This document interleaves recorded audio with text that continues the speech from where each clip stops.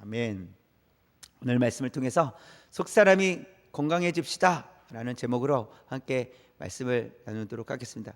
우리 옆에 계신 분들에게 인사하는 마음으로 우리 속사람이 건강해집시다 이렇게 한번 얘기해 주시기 바랍니다. 시작. 속사람이 건강해집시다. 네, 건강해집시다.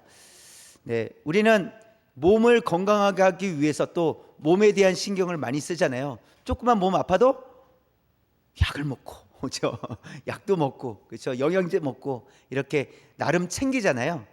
그런데 성경은 우리의 겉사람에 대해서도 말씀하고 있지만 우리의 속사람에 대한 이야기들을 많이 하고 계세요. 그리고 더 중요하게 여기시고 계신다는 겁니다. 여러분은 겉사람과 속사람 중에 그냥 생활하시면서 어디에 더 신경을 쓰고 계신다고 생각하십니까? 여러분 스스로에게 겉사람 아니면 속사람 더 신경을 쓰고 있는 곳이 어디일까? 우리나라는 체면 문화가 있어요. 체면 문화가 뭡니까? 이거를 다른 말로 이야기하면 이미지 관리라고 한대요. 이미지 관리. 이 체면 문화가 또 다르게 표현하면 이미지를 관리한다라는 거예요. 또 이것은 사실은 우리나라 속에서는 이 체면 문화라는 것은 예의와도 관련이 있어요. 예의를 지키는 거거든요. 체면을 지키고 있는 것이 때로는 그것이 예의가 될 수도 있어요. 그래서 부정적이라는 의미로서 쓰이기보다는 그래서 이미지 관리라는 것도 부정적인 의미라기보다는 우리가 이 체면 문화 속에서 나를 잘 관리하는 거예요. 그런데 이 체면 문화는 속사람의 중점을 두겠습니까? 겉사람의 중점을 두겠습니까? 이게 사실은 연결은 되어 있지만 우리는 사실 겉사람에게 더 많이 이것을 집중되어 있다라는 거예요. 이 체면 문화도 이 겉으로 보여주는 것에 더 집중을 하고 있다라는 것이죠.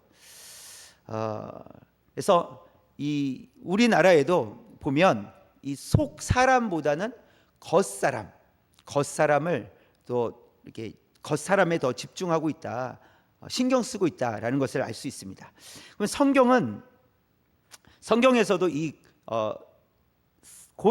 겉사람과 속사람에 대해서 이야기를 하고 있는데 어떻게 이제 그것을 표현하고 있는지를 좀 살펴보도록 하겠습니다. 여러분, 겉사람은 무엇이고 속사람은 무엇입니까? 겉사람은 말 그대로 우리의 이렇게 보여지는 이 모습이 겉사람이죠. 이 모습이 겉사람이에요. 그러면 속사람은요? 눈에 보이지 않는 우리 안에 있는 사람을 속사람이라고 하는 거예요. 그래서 이 성경에서 속사람과 겉사람에 대해서 어떻게 설명하고 있는지 고린도 후서 4장 16절에 한번 볼까요? 같이 한번 처음부터 시작.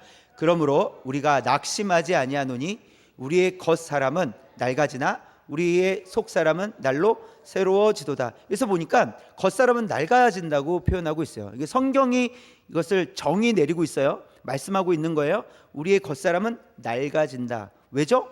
우리는 점점 육신이 약해지기 때문에 그래요. 그래서 낡아진다는 거예요. 그래서 나이가 들어가면 들어갈수록 연약해진다는 것이죠. 또 마지막 날을 향해서 가고 있기 때문에 그래서 약해진다, 낡아진다 이런 표현을 하고 있어요. 그런데 우리의 속사람은요, 지금 같은 사람을 얘기하고 있는 거예요. 같은 사람에게 있는 겉사람과 같은 속사람, 겉사람을 대해서 얘기하고 있는데 겉사람은 낡아지나 속사람은요 어떻게 된다고요? 날로 새로워지는도다 이렇게 말씀하고 있어요. 새로워진다는 의미는 무엇이냐면 영원한 생명을 얻었기 때문이라는 거예요. 생명을 얻었기 때문에 속사람은 날로 새로워진다 이렇게 성경은 말씀하고 있어요. 또 로마서에서 볼까요? 로마서 7장 22절 23절에서 처음부터 시작. 내 속사람으로는 하나님의 법을 즐거워하되 내 지체 속에서 한 다른 법이 내 마음의 법과 싸워 내 지체 속에 있는 죄의 법으로 나를 사로잡는 것을 보는도다 라고 말씀하고 계세요. 그래서 22절에 보니까 내 속사람으로는 무엇을 즐거워한다고요? 하나님의 법을 즐거워한다고. 속사람, 눈에 보이지 않는 이 속사람은 하나님의 법, 하나님의 말씀을 즐거워한대요. 자, 그런데 23절에 보니까 내 지체 속에서 다른 한 법이 있는데 그 다른 한 법은 여기서 무엇을 얘기할까요? 이 겉사람을 얘기하는 거예요. 겉사람. 이 겉사람은 죄의 법으로 나를 사로잡는 것을 보는도다, 이렇게 얘기하고 있어요.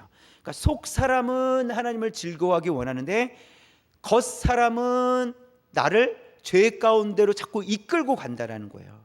그렇게 성경은 이 속사람과 겉사람에 대해서 이렇게 이야기해 주고 있어요. 설명해 주고 있습니다. 그래서 바울은 이 진리를, 이 하나님의 말씀을 바르게 깨달았기 때문에 에베소 교회 성도들을 위해서 기도하고 있는 거예요. 어떻게 기도하고 있냐면 속사람이 건강해지기를 바랍니다 라고 기도하고 있다는 거예요. 지금 그 기도의 내용을 우리가 읽은 거예요. 오늘 본문의 말씀이 이 바울이 에베소 교회 성도들을 위해서 이렇게 기도합니다. 속사람이 건강해지기를 위해서 기도합니다 라고 하는 내용이에요. 그래서 이 기도의 내용을 우리가 살펴보면서 우리도 속사람이 건강해지기를 사모하고 또 속사람이 건강해질 수 있도록 기도하는 저와 여러분 되셨으면 좋겠습니다. 자, 첫 번째 한번 볼까요? 그러면 첫 번째 시작. 속사람이 성령의 능력으로 건강해져야 합니다. 그러니까 바울의 입장에서는 속사람이 성령의 능력으로 건강해지기를 기도하겠습니다, 이렇게 한다는 거예요. 기도하고 있다라는 거예요. 속사람의 이 시작은 성령님의 사역을 통해서 이루어집니다. 속사람은 그래서 단순히 마음을 가리키는 것이 아니에요. 성경에서 말하는 속사람이라는 것은 그냥 우리의 마음을 가리키는 것이 아니라 성령의 인도하심을 받아 예수 그리스도를 믿음으로 된 새 사람을 속사람이라고 하는 거예요. 그러니 이 속사람이라는 것은 세상 사람들은 알지 못하는 속사람이에요. 왜냐하면 예수 그리스도로 말미암아 구원을 얻지 못한 사람들은 이 속사람이 무엇인지 알 수 없다라는 거예요. 그러나 우리가 예수 그리스도를 믿음으로 구원 얻은 성도들은 이 속사람을 알고 있어요. 하나님을 찬양하고 싶고 기도하고 싶고 주의 말씀 따라 살아가고 싶은 이 속사람 있잖아요. 다들 갖고 계시잖아요. 이 속사람 우리는 알고 있다라는 거예요. 그러나 하나님을 알지 못하면 내 마음이지 이렇게 얘기한다고요. 보세요. 내 마음이지 누가 컨트롤해요? 내가 컨트롤한다는 거예요. 내가 나를 컨트롤해서 내 마음이지 이렇게 얘기한대요. 그러나 우리의 속사람은 그렇게 말하지 않는다는 거예요. 주님을 위해 살겠습니다. 주님만을 위해서 살겠습니다. 주님을 찬양하겠습니다. 주님을 높여드리겠습니다. 주님의 것입니다 라고 우리의 속사람은 고백하고 있다는 거예요. 누가 컨트롤 하신다는 거예요? 하나님께서 우리를 컨트롤 하신다. 정확하게 성령님께서 우리를 컨트롤 하신다는 거예요. 그래서 우리의 속사람은 우리는 하나님을 찬양하고 하나님을 높여드리겠다고 그렇게 고백한다는 것입니다. 그래서 성경의 말씀대로라면 모든 사람은 속사람이 다 죽어 있었다라는 거예요. 속사람이 다 죽어 있었어요. 그러나 예수 그리스도를 믿음으로 죽었던 속사람이 살아나게 된 거죠. 다 살아나게 됐다는 거예요. 그리고 살아난 속사람은 성령의 인도하심을 따라 이제 자라가게 된다는 것입니다. 자라가게 되는 거예요. 자, 그래서 16절에 있는 말씀 볼까요? 16절 시작. 그의 영광의 풍성함을 따라 그의 성령으로 말미암아 너희 속사람을 능력으로 강건하게 하시오며 라고 되어 있어요. 그러니까 지금 바울이 기도하고 있는 것인데 건강하게 되도록 기도하겠습니다 이렇게 하는 거예요. 그러면 점점 건강해지는 것을 의미하는 거잖아요. 건강해져 가야 되기 때문에 기도하겠다 이렇게 말씀하고 있는 것입니다. 그리고 또 속사람은 구원받은 성도라고 할지라도 여전히 죄에 길들여져 있는 예습성 또 사단의 유혹 때문에 어려움을 겪는다는 거예요. 구원을 받았지만 저와 여러분도 그렇잖아요. 구원을 받았지만 우리는 죄를 지으며 살아갑니까? 죄를 안 지으며 살아갑니까? 죄를 지으며 살아가는 거잖아요. 그것이 옛 습성이 남아있었다는 거예요. 남아있기 때문이라는 거예요. 옛 모습이 여전히 남아있고 사단의 유혹 때문에 우리는 계속해서 구원을 얻었지만 그래서 이 속사람이 살아났지만 어려움을 겪으며 살아가게 된다는 것입니다. 더욱이 에베소 교회를 생각하면 그 에베소 지역을 생각하면 우상의 중심지였단 말이에요. 우상의 중심지였기 때문에 나는 예수님을 믿고 변화되었지만 주변 환경은 어떨까요? 전혀 변화된 게 없다는 말이에요.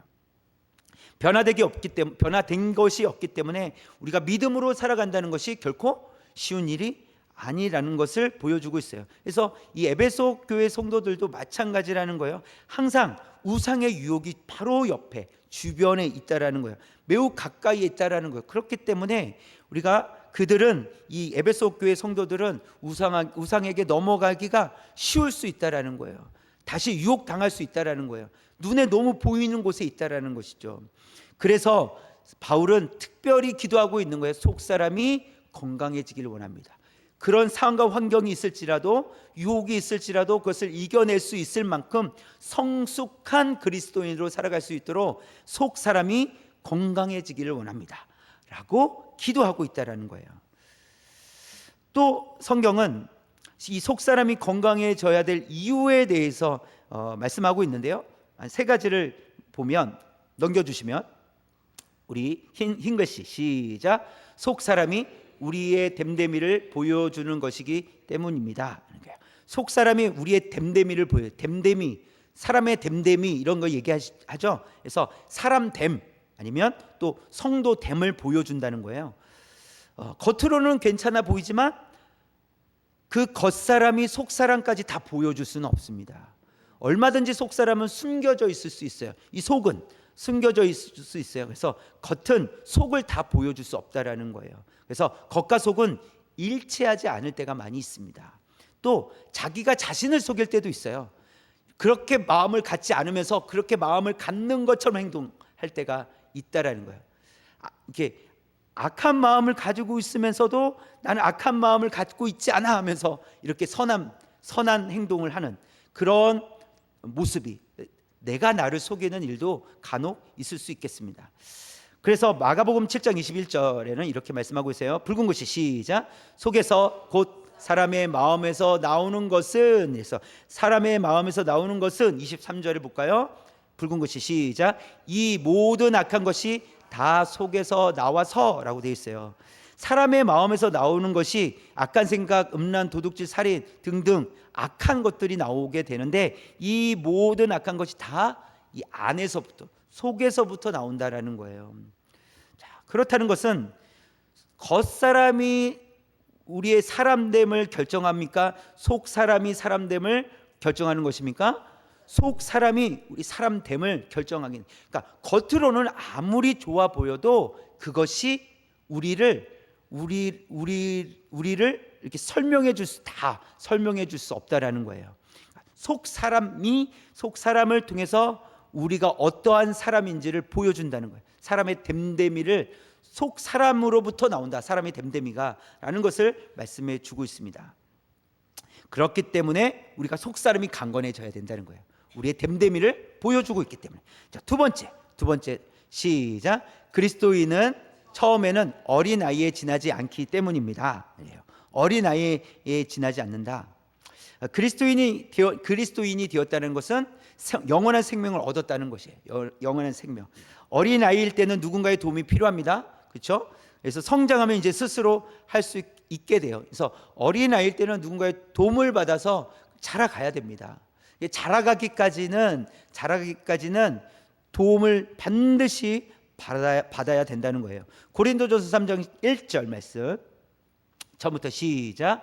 형제들아, 내가 신령한 자들을 대함과 같이 너희에게 말할 수 없어서 육신에 속한 자 곧 그리스도 안에서 어린아이들 대함과 같이 하노라. 그리스도 안에서 여러분을 어린아이 대함과 같이 내가 하겠습니다. 왜죠? 그들은 성숙하지 않았기 때문에. 그래서 어린아이들이 딱딱한 음식을 먹기가 어렵잖아요. 그래서 어린아이들에게는 딱딱한 음식을 주지 않습니다. 이도 약하고 소화도 잘 안 돼요. 그런 것들은. 그래서 잘 주지 않는다는 것이죠. 그러나 이제 자라게 되면 자연스럽게 먹게 돼요. 딱딱한 것을 먹게 되고 또 소화도 잘하게 된다는 것입니다. 그래서 영적으로 어린아이라면 하나님의 말씀을 소화해내기가 어렵다라는 거예요. 어려운 말씀을 들으면 이해가 되지 않아요. 깨달아지지 않아요. 또한 또 때로는 하나님께서 우리에게 조금 무거운 것을 요구하실 때가 있어요. 그런데 이 믿음이 약한 어린아이와 같은 성도들에게는 하나님께서 그렇게 요구하시지 않는다라는 거예요. 왜요? 소화시키지 못하기 때문에. 그래서 자라가야 된다는 것이죠. 그래서 우리가 어린 아이와 같은 신앙을 가졌다면 마땅히 자라가야 된다는 거예요. 속사람이 자라가야 된다. 그렇기 때문에 딱딱한 음식을 소화해낼 수 있기까지 자라가야 되기 때문에 속사람이 건강해져야 된다라는 것을 말씀해 주고 있어요. 세 번째 볼까요? 세 번째, 시작. 원수 마귀가 우리를 대적하고 있기 때문입니다. 네, 원수 마귀가 우리를 대적하고 있기 때문에 이게 사실 우리를 힘들게 합니다. 사단은 성도를 가만히 두지 않습니다. 우리를 사랑하지도 않는데 항상 우리 곁에 있어요. 우리를 졸졸졸졸 따라다닙니다. 그래서 이런 사단을 대적하기 위해서 넘어뜨리기 위해서 우리는 자라가야 되는데, 사단도 우리를 넘어뜨리기 위해서 수단과 방법을 가리지 않는다는 거예요. 악한 방법까지도 다 동원해서라도 우리가 넘어지기를 바란다는 것이죠. 그래서 베드로전서 5장 8절에 이런 말씀이 있죠. 시작. 근신하라 깨어라 너희 대적 마귀가 우는 사자같이 두루 다니며 삼킬 자를 찾나니. 네, 마귀가 우는 사자처럼 삼킬 자를 찾는다. 배고픈 사자처럼 다닌다라는 거예요. 누구를 삼킬까? 누구를 넘어뜨릴까? 오늘은 어떤 먹잇감이 있나? 라고 두루 찾아다닌다라고 그렇게 성경은 말씀하고 있습니다. 또 잠언에서는 또 이렇게 말씀하고 있어요. 그래서 잠언에서는 우리의 마음을 지켜야 되는데, 시작. 모든 지킬 만한 것 중에 더욱 내 마음을 지키라. 생명의 근원이 이에서 남이니라. 그래서 이 잠언 말씀을 통해서 우리의 마음을 지키라 이렇게 말씀하세요. 마음을 지키라. 우리 마음을 지키는 것이 그래서 중요하다는 거예요. 왜요? 원수 마귀가 우리를 대적하고 있기 때문에 우리의 마음을 지켜야 된다. 또 빌립보서 4장 6절 7절에서도 시작. 아무것도 염려하지 말고 다만 모든 일에 기도와 간구로 너희 구할 것을 감사함으로 하나님께 아뢰라. 그리하면 모든 지각에 뛰어난 하나님의 평강이 그리스도 예수 안에서 너희 마음과 생각을 지키시리라. 네, 여기서 보면 6절에서 보니까 다만 모든 일에 기도와 간구로 너희 구할 것을 감사함으로 하나님께 아뢰라.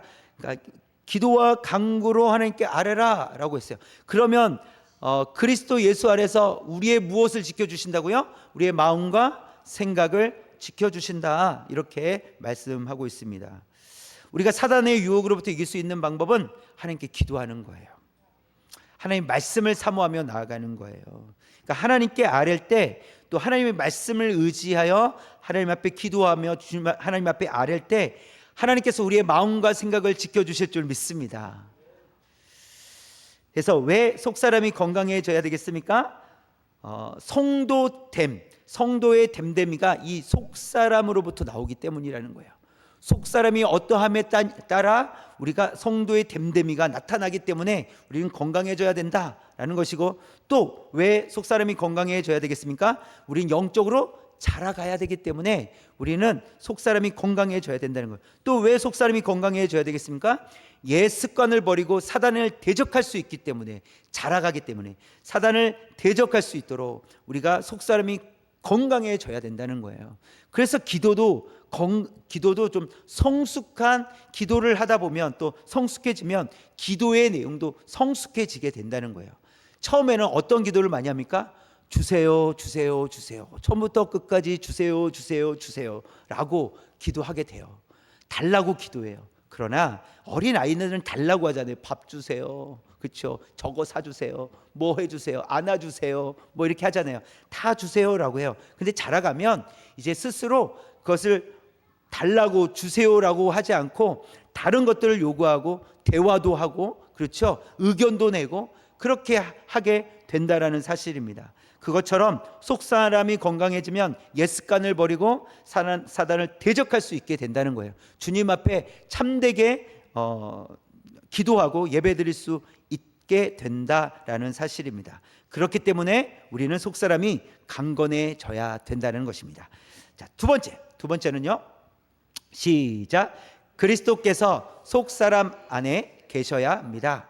그래서 바울의 기도가 이런 거죠. 그리스도께서 속사람 안에 계시도록 기도합니다. 여러분 안에 계시도록 기도합니다. 이렇게 기도하고 있는 거예요. 17절 상반전에 보니까 시작. 믿음으로 말미암아 그리스도께서 너희 마음에 계시게 하시었고, 이렇게 지금 바울은 기도하고 있는 거예요. 그리스도께서 여러분의 마음에 계시기를 원합니다 라고 그렇게 기도하는 거예요. 이것을 구체적으로 살펴보면 이런 내용이 있는 거예요. 어떤 내용이냐면 하나님께서 여러분의 감정과 의지 속에 거하시기를 기도합니다. 이런 의미가 있어요. 여러분의 감정도 다스려 주시고 여러분의 의지도 다스려 달라고. 이게 마음과 생각이죠. 그러니까 감정과 의지를 하나님께서 다스려 주시기를 위해서 기도하고 있는 거예요. 또 어떤 내용이 담겨져 있냐면 성도들의 전체 모든 삶, 모든 생활을 지배해 주시기를 위해서 기도하고 있는 거예요. 이것은 좀 넓은 의미로서 삶 전체를 얘기하는 거예요. 삶 전체를 다 다스려 주십시오.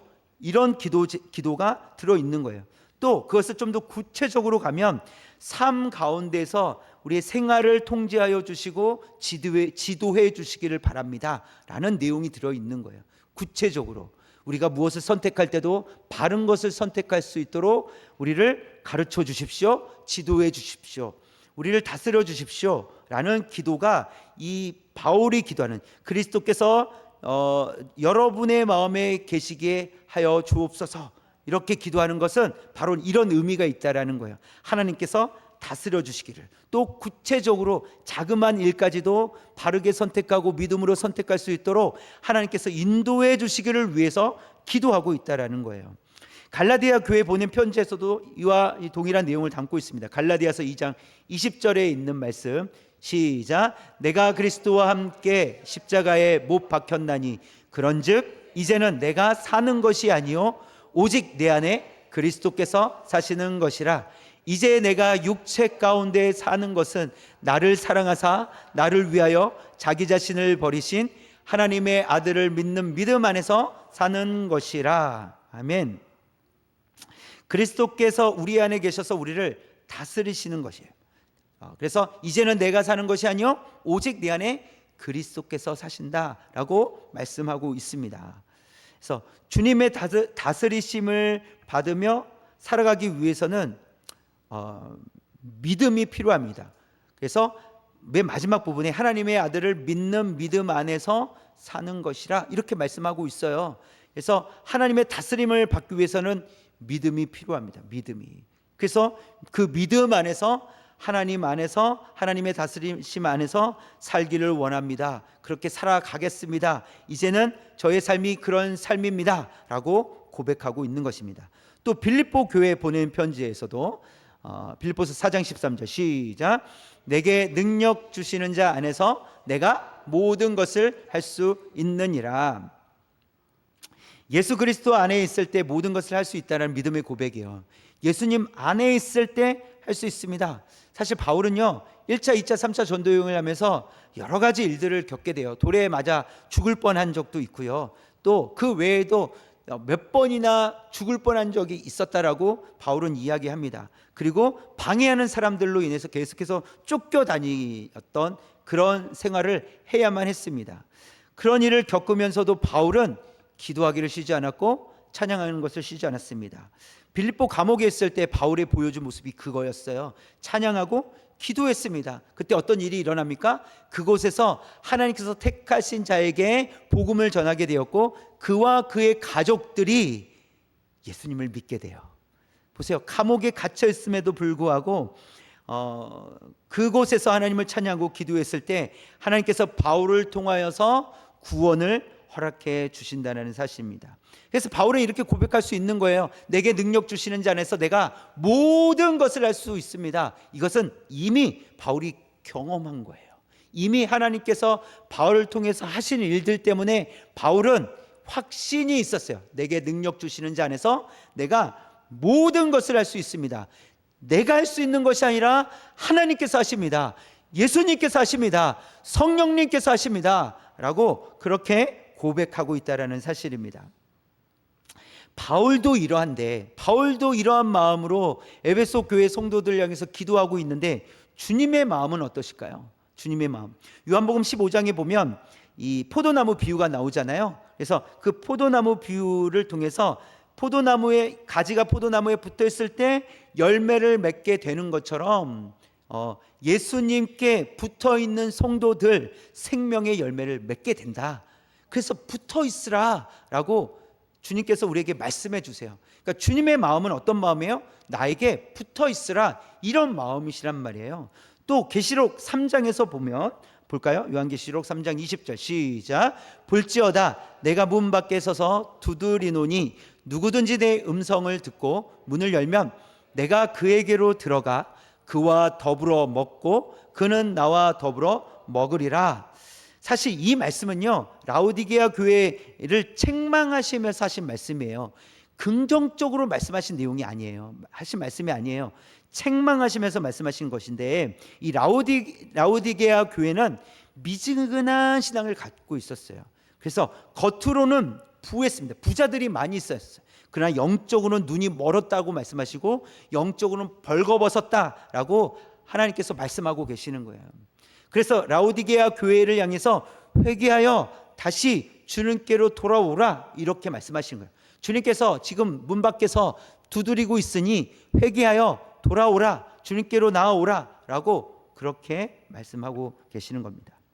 주님의 마음이시라는 거예요. 이게 주님의 마음이시라는 거예요. 주님은 그렇게 주의 말씀을 또 떠나 있으면서 또 주의 말씀대로 순종하지 못하는 자들에게까지도 계속해서 문을 두드리고 계시고 돌아오기를 원하신다는 거예요.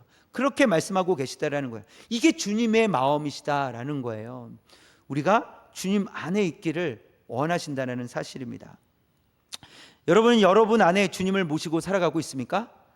여러분, 주님 제 안에 지금 주님 모셨습니다, 주님 하면서 이렇게 주님과 대화하고 계십니까? 이렇게 다른 사람이 볼 때 이상한 사람인 것처럼 주님 제 안에 계시죠? 이렇게 제가 5가지 질문을 한번 띄워드릴게요. 그냥 이것을 맞으면 맞다 그러면 1점, 아니다 그러면 빵점 해가지고 여러분 스스로 점수를 한번 주세요. 한번 읽어볼까요? 시작. 주님이 우리가 어떤 일에 선택과 결정을 할 때 중심이 되십니까? 맞으면 그냥 속으로 세세요. 속으로 손가락을 접든지 1점, 아니면 손가락을 다 펴세요. 이렇게 0점. 네. 자, 2번째 질문 시작. 주님의 통치를 받고 있는가? 그래서 순종하고 있는가? 자, 손가락 안 보이게 이렇게 접으세요. 이렇게 아무도 못 보게. 자, 3번째 질문 시작.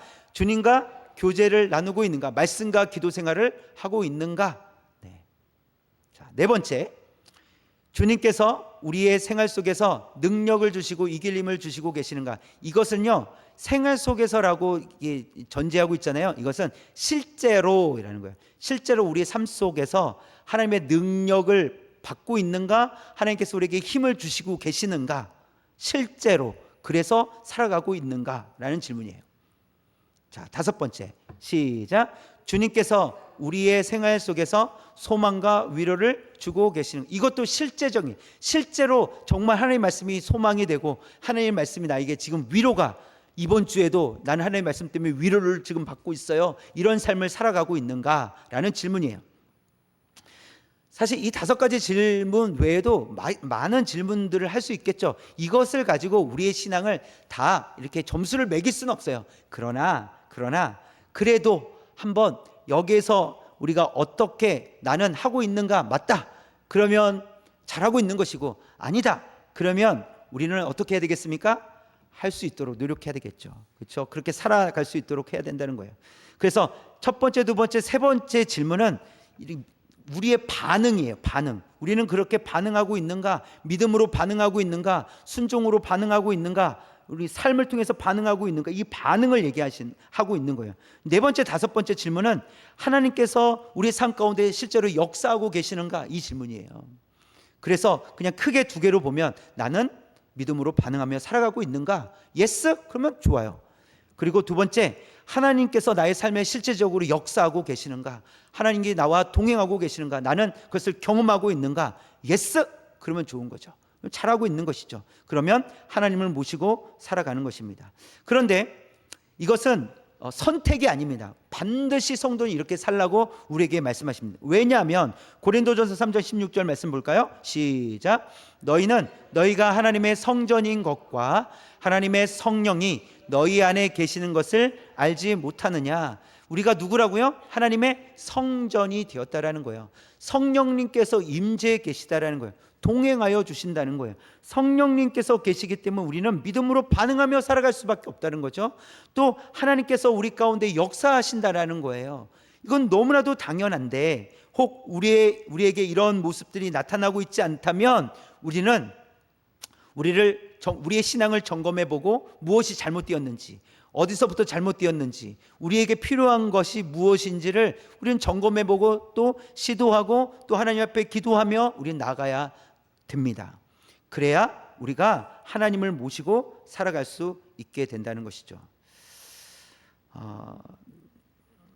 우리는 그리스도의 다스림을 받아야 됩니다. 그것이 먼저 필요하죠. 하나님의 말씀을 듣고 지키는 것, 이것이 하나님의 말씀을 따라 살아가는 것인데 하나님의 다스림을 받아야 됩니다. 그래서 어떤 영역에서 특별히 하나님의 다스림을 받아야 되냐면 우리의 생각, 우리의 언어, 우리의 행동, 그렇죠? 이것은 사실 우리의 전부를 얘기하는 거예요. 이 전부를 조금 구체적으로 세 가지로 나누면 우리의 생각, 그렇죠? 품은 생각들, 그렇죠? 또 우리의 언어, 우리의 말, 그리고 우리가 하는 행동들, 그렇죠? 어디에 있느냐, 무엇에 시간을 많이 쓰고 있느냐 등등의 우리가 하는 행동들을 우리가 예수님 앞에 다스림을 받아야 한다는 것입니다. 그러할 때 우리가 그리스도께서 우리 안에서 오셔서 우리를 온전히 다스리실 줄 믿습니다. 그리고 우리는 온전히 그 다스리심 앞에 순종하며 또 믿음으로 나아갈 수 있는 그런 하나님의 나라, 하나님의 백성들 되시기를 주님의 이름으로 축원합니다. 자, 마지막 세 번째 시작. 속 사람이 사랑 가운데서 뿌리 내려야 합니다. 그래서 바울은 속 사람이 사랑 가운데서 뿌리 내리도록 기도합니다, 이렇게 하는 거예요. 속 사람이 사랑 가운데서 뿌리 내리도록. 여러분, 나무의 뿌리가 깊이 뿌리 내리면 그 나무는 크게 자라도 그 나무는 견딜 수 있는 힘이 있어요. 왜요? 뿌리가 깊이 내려지게 되었으니까. 신앙생활도 마찬가지입니다. 믿음이 깊이 뿌리 내린다면 웬만한 일로는 흔들리지 않게 된다는 것입니다. 그래서 외부에서 바람이 불면 흔들리죠. 아무리 큰 배라도요, 바다의 한 가운데서 바람이 불면 큰 배도 이렇게 흔들리게 되어 있어요. 근데 그 배에 타고 있는 사람들은 무서워할까요? 무섭지 않다라는 거예요. 그 정도 흔들려서는 이거는 얼마든지 그럴 수 있다라는 거예요. 마찬가지로 우리도 믿음이 깊이 뿌리 내리게 된다면 웬만한 일로는 흔들리지 않는다는 거예요. 그것 때문에 겁먹지 않는다는 거예요. 두려워하지 않게 된다는 거예요. 그러나 조금은 흔들릴 수 있어요. 왜? 바람이 부니까. 바람이 불어서 우리가 여기저기 이렇게 흔들리게끔 하니까 흔들릴 수는 있지만, 그렇다고 우리가 두려워하지 않게 된다는 것이죠. 그래서 우리가 믿음의 뿌리가 깊이 내려져야 됩니다. 하나님의 사랑은 측량할 수 없을 만큼 깊습니다. 그래서 하나님의 사랑은 한 번도 취소된 적이 없고 약해진 적도 없고 변질된 적도 없어요. 그것이 하나님의 사랑이에요. 하나님의 그 크신 그 사랑 때문에 우리는 흔들리지 않고 그 사랑 안에 거하며 살아갈 수 있게 되었다라는 사실입니다. 그렇기 때문에 우리는 두려워할 필요가 없다라는 거예요. 하나님의 사랑이 흔들리지 않기 때문에, 변하지 않기 때문에 우리도 두려워할 필요가 없다라는 것입니다. 만약 여러분 생각해 보십시오. 하나님의 사랑이 흔들린다면, 변질된다면 여러분 어떻겠습니까? 우리는 어떻게 살아갈까요? 하나님 사랑이 변하게 된다면 우리는 항상 긴장하게 될 거예요. 하나님 마음이 변하면 어떻게 하시지? 이렇게 생각할 거예요. 하나님 어제까지는 날 사랑하신다고 했는데 오늘 보니까 내가 한 행동 때문에, 이런 일 때문에 안 사랑하실 것 같아. 마음이 변하실 것 같아 라고 하는 그런 불안한 마음으로 살아가게 된다는 거예요. 그러나 하나님은 변하지 않으신다는 분이에요. 하나님의 사랑은 결코 변하지 않으신다는 사실입니다. 그렇기 때문에 우리는 걱정할 필요가 없다라는 거예요. 두려워할 필요가 없다라는 거예요. 하나님께서 우리를 사랑하시면 언제까지요? 끝까지 사랑하시는 줄 믿습니다. 그 사랑을 우리가 말씀을 통해서 하나님의 사랑을 깨닫게 된다면 우리는 두려워하지 않게 된다는 거예요. 왜요? 말씀을 통해서 알게 되었기 때문에 우리는 주님만 바라보게 된다는 사실입니다. 바울은 이러한 사실을 에베소 교회 성도들이 알기를 원했습니다. 하나님의 사랑이 얼마나 크신지, 변하지 않는 하나님의 사랑을 이 에베소 교회 성도들도 알기를 원했어요. 18절에 있는 말씀 시작. 능히 모든 성도와 함께 지식에 넘치는 그리스도의 사랑을 알고, 지식에 넘치는 그리스도의 사랑을 알고, 이렇게 표현하고 있어요. 고린도전서 13장 2절에서도 한번 볼까요? 시작. 내가 예언하는 능력이 있어 모든 비밀과 모든 지식을 알고 또 산을 옮길 만한 모든 믿음이 있을지라도 사랑이 없으면 내가 아무것도 아니요. 파란 글씨에 보시면 모든 비밀과 모든 지식을 알고 이렇게 되어 있어요. 지식을 얘기하고 있잖아요. 근데 지식을 안대요. 사랑이 무엇인지 지식적으로 알고 있대요. 그러나 사랑이 없으면 아무것도 아닙니다 라고 말하고 있어요. 그러니까 지식으로는 사랑할 수 없다라는 거예요. 지식으로는 사랑할 수 없다라는 거예요. 사랑이 있어야만 사랑이 가능해진다라는 것을 말씀하고 있어요. 그래서 18절에서도 지식에 넘치는 그리스도의 사랑을 알고, 이렇게 기록이 되어 있거든요. 지식에 넘치는 그리스도의 사랑, 지식으로는 알 수 없는 하나님의 사랑, 그리스도의 사랑을 말씀하고 있어요. 그래서 이 사랑은 우리의 지식에 있지 않다라는 거예요. 사랑은 이렇게 해야지, 이런 게 사랑이지, 아니라는 거예요. 우리가 알고 있는 지식으로는 사랑을 온전히 살아갈 수 없어요. 사랑을 표현하며 살아갈 수 없습니다. 이 사랑은 오직 예수 그리스도 안에 깊이 뿌리 박혀 있는 하나님의 사랑 안에 있다라는 거예요. 하나님의 사랑을 경험한 자들만이, 예수 그리스도를 통해서 하나님의 사랑을 경험한 자들만이 하나님의 사랑을 알게 된다는 거예요. 그 사랑이 어떤 사랑인지 알게 된다는 거예요. 그래서 19절에서 보면 그 사랑을 네 가지로 표현하고 있어요. 네 가지 단어를 표현하고 있어요. 붉은 글씨만 시작. 너비와 길이와 높이와 깊이라고 되어 있어요. 이 네 가지, 너비, 길이, 높이, 깊이. 너비는 어떻게 표현하죠? 넓이를 이렇게 표현하죠. 넓이, 그렇죠? 넓다라는 거예요. 넓다. 계시록 7장 9절 볼까요? 어떻게 넓은지. 우리 빨간 글씨까지만 처음부터 시작. 이 일 후에 내가 보니 각 나라와 족속과 백성과 방언에서 아무도 능히 셀 수 없는 큰 무리가 나와 라고 했어요. 그러니까 아무도 능히 셀 수 없는 큰 무리가 하나님께로 나오게 된다는 거예요. 하나님의 사랑은 넓다라는 거예요. 많은 이들이, 셀 수 없는 큰 무리들이 나오게 된다. 하나님 사랑은 넓다라는 것을 성경은 우리에게 가르쳐 주고 있습니다.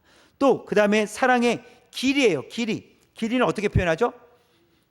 길이 이렇게 표현하죠. 길다 이렇게 표현하죠. 예레미야 31장 3절 볼까요? 시작. 옛적에 여호와께서 나에게 나타나사 내가 영원한 사랑으로 너를 사랑하기에 인자함으로 너를 이끌었다 하였노라. 이 사랑은 어느 정도로 길어요? 영원한다. 사랑, 영원한 사랑으로 되어 있잖아요. 그러니까 이거는 길이를 측량할 수 없을 만큼 영원하다라는 거예요. 그만큼 하나님의 사랑이 길다라고 말씀해 주고 있습니다. 하나님의 사랑은 넓습니다. 수많은 사람을 하나님께서 택하시고 건져주세요. 그리고 그 사랑은 결코 끊어지지 않아요. 영원하다, 길다라는 거예요. 끊어지지 않는다는 거죠. 자, 그 다음에 하나님의 사랑은요, 높다라고 했어요. 높다 했어요. 요한일서 3장 2절 한번 시작. 사랑하는 자들아, 우리가 지금은 하나님의 자녀라. 장래에 어떻게 될지는 아직 나타나지 아니하였으나 그가 나타나시면 우리가 그와 같을 줄을 아는 것은, 여기까지요. 그가 나타나시면 우리가 그와 같은 줄을 아는 것은, 이것은 예수님께서 다시 오시면 우리는 예수님처럼 됩니다라는 거예요. 예수님처럼 됩니다. 그래서 우리를 예수님처럼 높여주신다라는 거예요. 그래서 하나님의 사랑은 이 땅에 있지 않고 어디에 있는 겁니까? 하늘에 있다는 거예요. 높다라는 거예요. 그렇죠? 높은 저 하늘에 하나님의 사랑이 다 있다라는 거예요. 이 땅에서부터 하늘까지 그 사랑이 다 있어서 우리가 예수님께서 다시 오시면 예수님처럼 된다라고 말씀해 주고 있습니다. 자, 그 다음에 높이잖아요. 깊이는 어떻게 표현할까요? 네, 깊이, 이제 아래로 깊이죠. 깊이. 필립보서 2장 6절과 8절인데요. 붉은 글씨만 읽겠습니다. 시작. 그는 근본 하나님의 본체시나 사람의 모양으로 나타나사 자기를 낮추시고 죽기까지 복종하셨으니. 하나님의 사랑은 매우 깊습니다. 그래서 지금 예수님은 무엇을 포기하셨어요? 근본 하나님의 본체시나 동등됨을 취할 것으로 여기지 아니하시고 그것을 포기하셨다라는 거예요. 그리고 이 땅에 오셨다라는 것입니다. 모든 영광을 포기하고 이 땅에 오신 예수님의 그 사랑의 깊이는 우리 헤아리기 어렵습니다. 여러분 아시겠습니까? 이 사랑이 얼마나 깊은지 여러분 이해가 되십니까? 깨달아지십니까? 헤아리기 어렵습니다. 그래서 이 헤아리기 어렵다는 것은 우리는 머리로는 어렵지 않게 이해는 할 수 있어요. 예수님께서 모든 영광을 버리시고 이 땅에 오셨습니다. 우리 죄를 위해 십자가를 지셨습니다. 이거 이해하는 게 어려워요? 쉬워요? 어렵지 않잖아요. 그냥 이해가 되잖아요. 하나님의 영광, 하나님과 동등됨을 취할 것을 여기지 않으시고 이 땅에 낮고 낮은 이 땅에 오셔서 십자가를 지심으로 죽으셨습니다. 이렇게 설명할 때 우리는 어렵지 않게 이해할 수 있단 말이에요. 그러나 그 사랑이 얼마나 깊은지는 우리는 이해할 수 없다라는 거예요. 헤아릴 수 없습니다. 여러분 어떤 사랑일까? 어떤 마음이셨을까? 예수님은 어떤 마음이셨을까요? 어떤 마음으로 그것을 포기하시고 이곳에 오셔서 십자가를 지셨을까요? 그 마음이 헤아려지십니까? 얼마나 깊은지. 예수님은 하고 싶은 말씀도 많으셨을 거예요. 내가 이것들을 이러면서 하고 싶은 말씀이 많으셨어요. 그러나 예수님은 침묵하셨어요. 하나님께로만 기도하셨어요. 그리고 하나님의 뜻을 쫓아 묵묵히 가셨어요. 그 예수님의 사랑의 깊이를 우리가 어떻게 다 이해할 수 있겠냐는 거예요. 그래서 하나님은 그렇게, 또 예수님은 그렇게 사랑이 깊으시다라는 것입니다. 그래서 우리는 하나님의 사랑을 머리로만 이해하고 있다면 사랑의 깊이는 얕을 수밖에 없다는 거예요. 얕을 수밖에 없다. 그래서 우리는 머리로 이해하는 것이 아니라 하나님의 사랑을 우리는 전인격적으로 이해를 해야 돼요. 하나님께서 나에게 베풀어 주신 그 은혜, 그 사랑이 무엇인지를 말씀을 통해서 우리가 깨달아야 됩니다. 그리고 성령님께서 깨닫게 해주실 때 우리가 우리의 사랑의 깊이도 예수님처럼 얇지 않고 더 깊어져 갈 줄 믿습니다. 그래서 우리의 속 사람이 하나님의 사랑 안에서 뿌리를 내린다면 우리의 가정에, 또 교회 공동체 가운데, 또 이웃들에게, 삶의 현장에 그 사랑이 흘러가게 될 줄 믿습니다. 여러분 이것은 선택사항이 아니라 성령께서 우리 안에 임재하고 계시기 때문에, 우리가 주님 안에 있기 때문에 그 사랑의 깊이 우리도 뿌리를 박아서 우리가 삶의 현장 가운데, 가정 가운데, 우리가 있는 곳으로, 우리가 만나는 사람들에게 사랑을 흘려보내야 한다는 사실입니다. 이것이 주님께서 우리에게 원하시는 삶이고 그리스도인의 삶이라는 것을 말씀해 주고 있습니다. 저와 여러분이 이렇게 가정에, 또 교회 공동체 가운데, 또 이웃들에게 삶의 현장, 직장 가운데 사랑의 통로로 쓰임 받기를 주님의 이름으로 축원합니다. 아멘. 우리